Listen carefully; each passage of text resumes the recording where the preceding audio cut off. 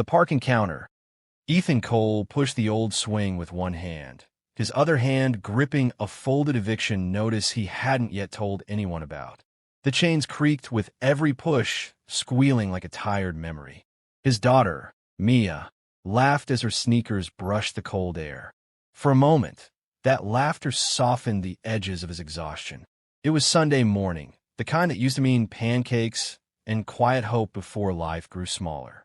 The autumn wind carried scents of roasted coffee from a food stall nearby, blending with the distant hum of traffic.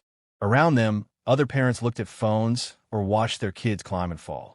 Ethan watched too, but his mind was elsewhere, on overdue bills, rent reminders, and the gnawing fear that he was running out of time.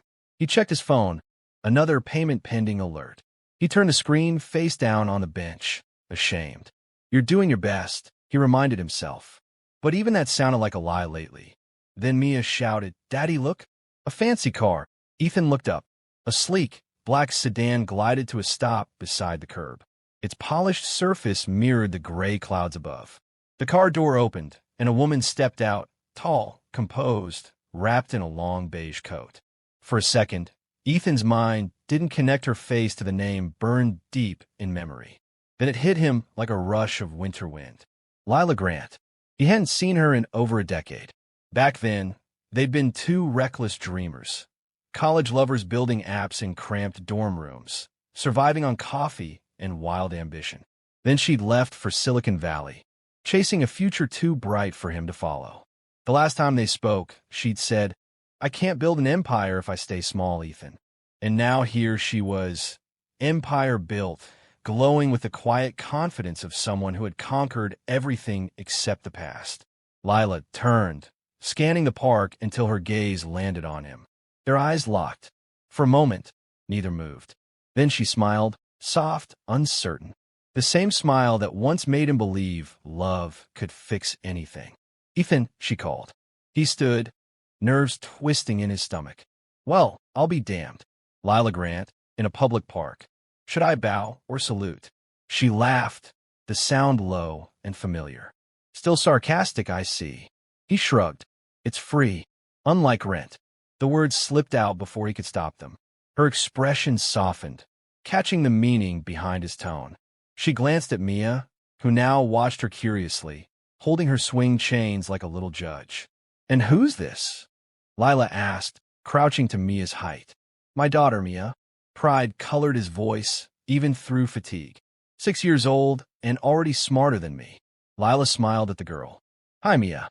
I'm an old friend of your dad's." "From when he had hair?" Mia asked innocently. Lila laughed. Ethan rubbed his neck. "Thanks, kiddo." It was a simple exchange, but something inside Ethan cracked. The easy warmth between them, the echo of an old rhythm. For a heartbeat, he saw their younger selves again. Her coding on his couch, her fingers tapping rhythmically to indie music, his head resting against her knee. "You look good," she said quietly once Mia ran off toward the slide. "Different, but good." Different usually means tired. It means real. The word hung in the air between them. Real. Something her world, for all its luxury, had long forgotten. Ethan studied her. No ring, but diamond earrings glinted like tiny stars. Power suited her, but there was something hollow in her eyes, like light reflecting off glass. "So, the tech queen visits parks now?" he asked. "Lost your throne. Just needed a break," she said softly. Even queens need air sometimes. A long silence stretched between them. Birds chirped, children laughed, a dog barked in the distance. It should have been simple, two old friends catching up. But the space between them hummed with old longing, with memories that never quite died. She looked toward Mia again. "She's beautiful, Ethan. She's the reason I keep going." "And her mother?" He hesitated. "Not in the picture anymore." Lila's lips parted slightly. "I'm sorry." He shrugged, a gesture heavy with things unsaid. "Don't be. Life happens. Sometimes too fast." Her eyes softened with something dangerously close to tenderness. "You always wanted a family, and you always wanted the world." Their gazes met again, unflinching now. For a split second, it felt like time folded in on itself. the past and present breathing the same air. Then Mia's voice cut through, calling, "Daddy, push me again." Ethan smiled faintly, grateful for the interruption. "Duty calls." As he walked back to the swing, he heard footsteps behind him. Lila followed, standing a few feet away, watching. When Mia jumped off the swing, Lila knelt and handed her a small plush toy from her purse, a silver cat with blue eyes. "For you," she said, a reminder to always chase dreams. Mia's face lit up. "Thank you, lady." Lila looked at Ethan, her smile faint but meaningful. "You should call old friends more often," she said softly. He wanted to reply, to ask why now, after all these years, but she was already walking away, her coat fluttering behind her like a closing chapter. Ethan stood there, the toy in Mia's hands reflecting the dull sunlight. His chest felt tight, full of something he couldn't name. Not love, not regret, but the space between. As Lila's car disappeared down the street, Ethan whispered under his breath, "Guess even queens remember their ghosts." And for the first time in years, he let himself wonder, not about survival, but about what if. Old flames and new temptations. 3 days had passed since the park. Ethan told himself it was just coincidence, a brief reunion, nothing more. Yet every time he closed his eyes, he saw her. The soft curve of her smile, the quiet sadness in her eyes. Lila Grant. The woman who'd once been his entire world, now unreachable, untouchable, and suddenly near again. He tried to lose himself in routine. Morning shift at the cafe, evening delivery runs, late-night budgeting at the kitchen table. The same loop of exhaustion that left no room for daydreams. But the mind doesn't obey poverty. It wanders where comfort used to live. Then one evening his phone buzzed. Unknown number. "Lila. Lunch tomorrow?" Old-time sake. Ethan stared at the screen. His first instinct was to ignore it. The second, to type no. He didn't. The next day, he found himself standing outside a glass-walled restaurant in the city's upscale district, a place that looked allergic to people with overdue rent.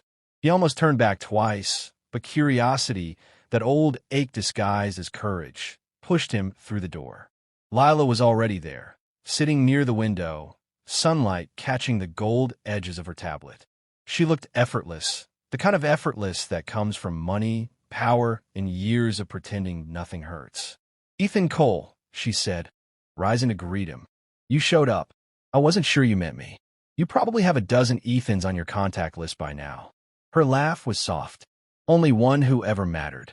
He tried to smile, but the words hit too close. He sat down, awkwardly folding the napkin on his lap. Around them, the quiet clinking of cutlery and murmured conversations filled the space. Polished, expensive, detached. "So," he said, "how's life as a tech queen?" Loud, demanding, profitable, she replied, eyes scanning his face. "But not as satisfying as I thought it would be." "That's hard to believe.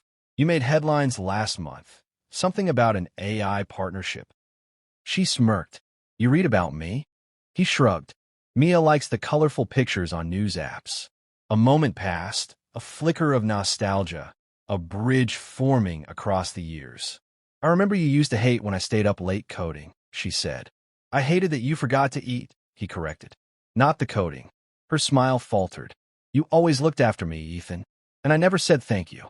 The conversation fell into silence, not awkward, but heavy. The kind of silence filled with everything left unsaid between two people who once shared dreams and bedsheets. She leaned back, fingers tracing the rim of her glass. "You have a good heart. Still, I can see it." "Yeah," he muttered. "Good hearts don't pay rent." Her expression softened. "Is it that bad?" He looked away. "Let's not do the pity thing, Lila." "It's not pity," she said quietly. "It's guilt." He met her gaze then, sharp, direct. "You don't owe me anything. You chose your path. I chose mine." "Did you?" she asked. The question lingered like perfume, faint but impossible to ignore. He didn't answer. The waiter arrived, breaking the tension. They ordered, but neither ate much. The air was thick with old electricity, the pull between what once was and what shouldn't be. After lunch, they walked outside together. The city hummed around them, but their world felt small, suspended. "Can I ask something?" she said as they reached the curb. Do you ever wonder what would have happened if I'd stayed? He exhaled slowly. Every day I used to. Then I stopped. Had to. And now? He hesitated. Now you're standing here, and I hate that I still don't know. A soft breeze moved through her hair. Ethan, I didn't leave because I stopped loving you. I left because I was terrified I never would. He frowned. That makes no sense. It does, she said, her voice trembling now. You made me feel seen when I only knew how to be impressive. I thought if I stayed, I'd lose the version of myself I was trying to build. But I lost something greater instead. Ethan didn't speak. He couldn't. Every word she said tore at the quiet wall he'd built to survive her absence. They stopped at her car. For a long moment, neither moved. She reached out, brushing invisible lint off his sleeve. The touch was barely there, yet it burned through him like fire. Maybe some stories don't end, she whispered. Maybe they just pause. He took a step back, heart pounding. Some pauses last forever. She smiled sadly. Maybe not this one. Lila opened the car door, but didn't get in. Come by sometime. Bring Mia. She'd like my garden. He shook his head. Lila. She stopped him with a look, not pleading, not demanding, just knowing. Think about it. The door shut softly, the car pulling away with quiet efficiency. Ethan stood there on the sidewalk long after she was gone, feeling both lighter and heavier than before. He took out his phone, staring at her last message, still open on the screen. Lunch tomorrow? Old-time sake. He typed a reply. Thanks for lunch, then deleted it before sending. As he walked home under the fading afternoon sun, the city noise faded into the hum of memory. He told himself it was just nostalgia, just unfinished business. But deep down, he knew better. Lila had re-entered his life like a spark near dry wood. And despite every reason to stay cold, something in him, something buried and dangerous, had started to burn again. Crossing the line, rain whispered against the cracked windows of Ethan's apartment. The kind of rain that made the world feel quieter, smaller. Mia had fallen asleep early, her soft breathing the only sound in the dim living room. Ethan sat at the table, sorting through bills under the yellow glow of a flickering lamp. The numbers blurred. Electricity, rent, groceries, a slow drowning he had grown used to. Then came a knock. Gentle, hesitant. He frowned, checked the clock. Nearly 9 p.m. No one visited at this hour. He opened the door. Lila stood there, raincoat glistening, hair damp from the storm. She held a paper bag in her arms and a nervous half-smile on her lips. I brought dinner, she said softly. Ethan blinked, caught between surprise and disbelief. You drove all the way out here? In this weather? She shrugged. You said you cook with whatever's left in the fridge. I thought maybe you'd let me help tonight. He hesitated, then stepped aside. Come in before you flood the hallway. The apartment was small, humble, an old couch, peeling wallpaper, toys scattered near the carpet. Lila looked around, expression unreadable. To her, this must have felt like stepping back into a forgotten photograph. Simple, raw, uncurated. I like it, she said. It's real. He gave a short laugh. You keep saying that. Because it's true. My world's made of glass. Yours feels like skin and breath. She unpacked the food, pasta, bread, a bottle of red wine. They sat at the small kitchen table, knees almost touching. The rain outside grew louder, drumming against the roof. So where's Mia? She asked. Sleeping. Long day at school. Lila smiled faintly. She's wonderful, Ethan. You're doing better than you think. He looked down. Sometimes I wonder if she deserves better.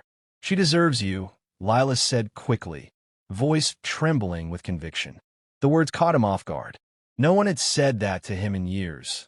Not since before the divorce, before everything fell apart. He looked up, met her gaze, and for a long, fragile moment, neither of them looked away. The air between them thickened, intimate and dangerous. You shouldn't be here, he said quietly. I know. Then why come? Because I missed you, she whispered. And because I can't stop thinking about what we lost. Ethan's chest tightened. You chose this, Lila. You left. I know, she said, voice cracking. I thought success would fill the hole, but it only made it wider. He leaned back, swallowing hard. You don't get to walk in after 10 years and say that like it changes anything. I'm not asking to change the past, she said. I just want to see if it still hurts the same. Lightning flashed outside, illuminating her face, rain-damp hair, glistening eyes, the faint tremor in her hands. She wasn't the invincible CEO tonight. She was the girl he'd loved, stripped of titles and armor. She reached across the table, her fingers brushing his. The touch sent a shock through him, familiar and forbidden. His instinct screamed to pull away, but his heart stayed still. "Lila," he said, voice low, almost pleading, "don't do this. I just need to know," she murmured, leaning closer. He could smell her perfume, faintly floral and electric. Every sense screamed danger. Yet his pulse betrayed him, racing with the rhythm of something long buried but never dead. Where her hand slid fully into his, he didn't move. The silence was deafening. "I still remember," she whispered. "The night before I left. You held me like I was your whole world." "You were," he said. Their eyes locked, two people standing at the edge of the same mistake, too aware to stop, too weak to turn back. "Ethan," she breathed, her voice barely sound. He stood abruptly, pushing his chair back. The motion startled her. "You should go," he said. Her expression faltered. "Do you really want me to?" He didn't answer. His silence was its own confession. Lila rose slowly, stepping toward him. The distance between them disappeared. Rain hammered the windows like a heartbeat. Her fingers traced the outline of his jaw, her eyes searching his face. "Say you don't feel it," she said. He swallowed hard. "It doesn't matter what I feel." "Yes, it does." Her voice cracked on the last word, fragile and human. He closed his eyes, fighting the weight of everything she made him remember. Warmth, laughter, a time before life became survival. For a moment, they stood inches apart, breathing the same air. Then, with visible effort, Ethan stepped back. "You have a world waiting for you," he said softly. "Don't destroy it here." Tears shimmered in her eyes. "Maybe that world was built to hide the one I wanted."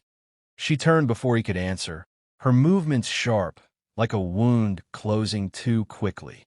She grabbed her coat and walked toward the door. "Lila," he said. She paused, not looking back. "Thank you for dinner." She nodded once and left. The door closed with a quiet finality. Ethan stood there for a long time, listening to the rain drown out the silence.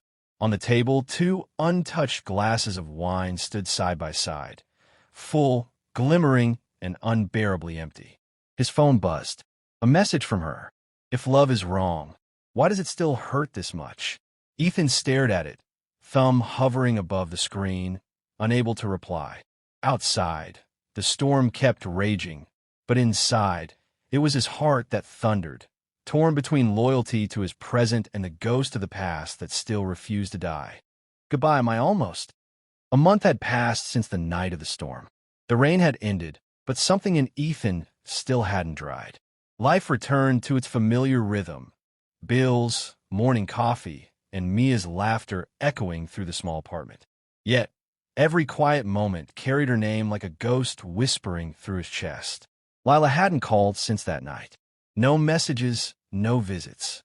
Just silence, vast and deliberate.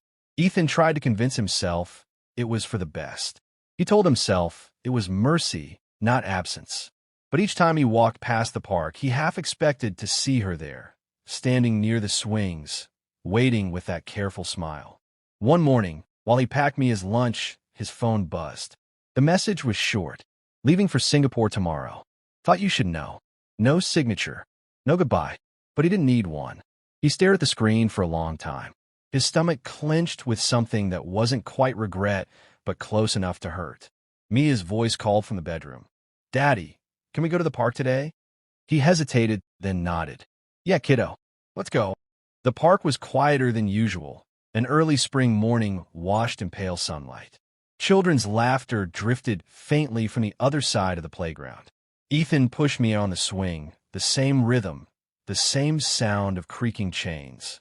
For a moment, he could almost pretend nothing had changed. Then he saw her. Lila stood by the path, dressed simply in jeans and a white blouse, her hair tied back. No makeup, no entourage, just her. The tech queen stripped of her crown. For a heartbeat, Ethan couldn't move. Then he exhaled and walked toward her. "You came," he said. "I wanted to see you before I left," she replied, voice low. "And to say goodbye properly this time." He nodded slowly. "Singapore, huh? Big move." "It's business," she said, "but also escape." They stood side by side, watching Mia swing higher, her laughter cutting through the heavy quiet between them. "She looks happy," Lila murmured. "She is," Ethan said. "She doesn't carry the weight we do." Lila smiled faintly. "Don't let her." He turned to her. "You could have called." "I wanted to," she admitted. "But every time I picked up the phone, I remembered your face that night. The way you said, 'Don't destroy it here.' I realized you were right. I would have broken something sacred." He swallowed. "Then why come back?" "Because goodbye shouldn't be a message," she said. "It should be a moment." They walked along the path slowly, the gravel crunching beneath their feet. The trees above shifted with the wind, scattering sunlight over them in fleeting patterns. "Do you ever wish we met later?" she asked suddenly. "When we were ready?" He thought about it. All the missed chances, all the ways life had demanded choices before they understood what those choices cost. "No," he said finally. "If we hadn't met then, we wouldn't be who we are now. And maybe that's enough." Lila stopped walking. "You really believe that?" He looked at her, eyes steady. "I have to. Otherwise, everything we lost means nothing." She nodded, eyes glistening. "You've changed, Ethan." He smiled faintly. "So have you. But not where it matters." For a moment, silence fell again. Not cold, not awkward, just full.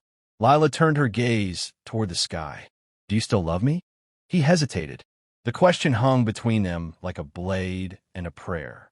"Yes," he said quietly, "but love isn't always a reason to stay." Her breath caught, a small broken sound. "I didn't want to ruin your life." "You didn't," he said. "You reminded me I still have one." She blinked back tears. "You always did. You just forgot." They stood together, eyes locked, two people who had loved deeply and learned painfully that love doesn't always mean togetherness. Mia's laughter called them back to the moment. She ran up, holding a dandelion. "Make a wish, Daddy." Ethan knelt. "You make it, sweetheart." Mia closed her eyes, blue, and tiny seeds scattered through the air. Lila watched them drift, her lips curving into a wistful smile. "I should go," she whispered. He nodded. "Flight to catch. Heart to protect," she replied softly. She crouched to Mia's level, her voice gentle. "Take care of your dad for me, okay?" Mia nodded seriously. "I always do." Lila brushed a strand of hair from Mia's forehead, then looked up at Ethan one last time. "You're a good man, Ethan Cole. Don't let the world convince you otherwise. And you," he said, "don't hide behind success. You're allowed to be human." She smiled through tears. "Maybe in the next life, we'll get the timing right." "Maybe," he whispered. She turned and began to walk away, her figure growing smaller with each step, sunlight breaking through the clouds just as she disappeared beyond the trees. Ethan stood still, feeling both empty and whole. Mia tugged his sleeve. "Daddy, are you sad?" He looked down at her, smiled softly. "No, honey, just remembering something beautiful." They walked home together, the morning light warm on their backs. The world felt lighter, not because the pain was gone, but because he finally understood it. That night, when Mia was asleep, Ethan sat by the window, watching the city lights flicker like distant stars. He imagined Lila somewhere high above the clouds, chasing new horizons. For the first time, he didn't ache for her, he thanked her. Some loves aren't meant to be kept. Some are meant to awaken what life tried to bury. Ethan whispered to the night, voice calm and steady, "Goodbye, my almost." And somewhere far away, as her plane crossed the dark horizon, Lila Grant closed her eyes and whispered the same.